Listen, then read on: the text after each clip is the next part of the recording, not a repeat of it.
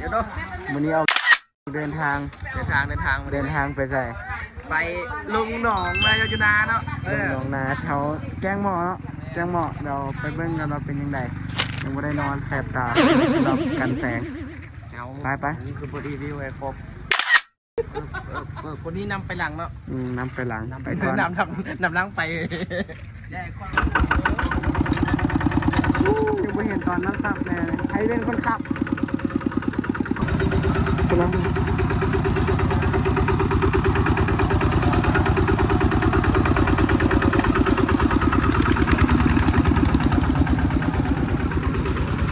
แม่งจะต่ำกันเลยเหี้ยทางเขาแคบในเมื่อทุกคนพร้อมแล้ว จะรออะไรกันล่ะ ไปกันเลยสิวะ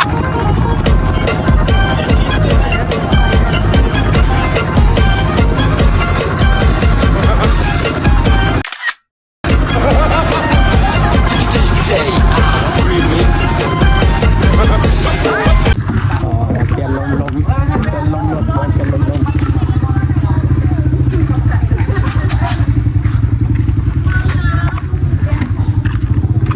อย่างเหี่ยวอ่ะ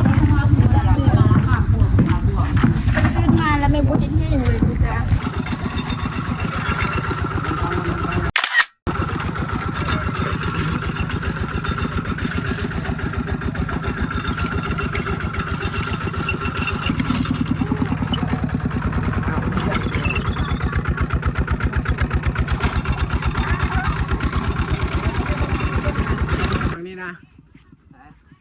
หมากนี่นะเนี่ยนี่เห็นบ่เนี่ยเอาไปหมักกระทันเด้หมักกระทันเด้บนเอาอ่ะพระเอกมาจนได้แล้วกินหมักเนี่ยหมักกระทันมาใส่หมักสีดานี่นะกินบ่ได้ปะเอาแล้วโอ้น้องนี่ก็ชิมีปลายบ่วะไปเบิ่งก่อนนะไปเบิ่งข้างหน้าก่อน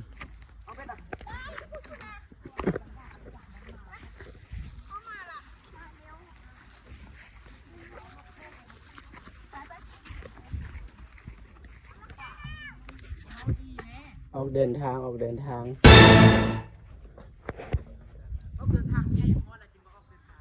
าไปต่อตัวอยู่สายวันแห่มึงน่ะกูซอกอยู่นี่โอ้บ่มีพอป่ามึงเห็นบอกกูแต่งตัวอย่างนั้นโคตรเท่มันต้องได้จัก4-5 โลแล้วแหละป่านี่แล้วกันน้องแม่งก็มีควายขี่ลงโอ้เฮ็ดลายวิวงามเลยสุดแถวรอบโลกน้องเขายังอีไก่ปะวะน้องเขายังอีไก่เนาะไปอีไก่เบิ่งแต่งตัวเต็มยศมีน้ำมีอย่างเทศไทยบ้านไม่ใช่เทศไทยบ้านมือหนึ่งสีรอดหรือสีล่วงต้องได้ไปเบิ่งไปบ้านดักงมหอยบ้าน ลุยปิงกันนะลุยนะมีปิ่งอ่ะมีปิ่งให้ระวังเด้อมันเข้าก้นแล้ว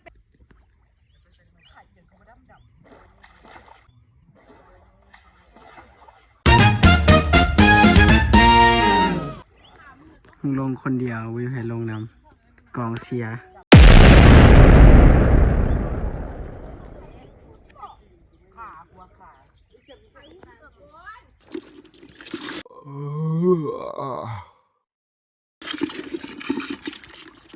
เดี๋ยวเราก็ไปใส่เพลงใส่ชีวิตง่ายๆน่าจะตัวเดียวซ้ำ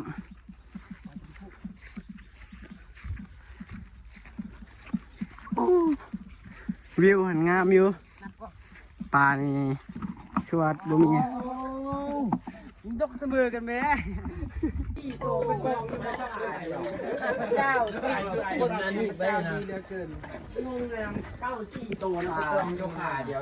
3มัก3ตัว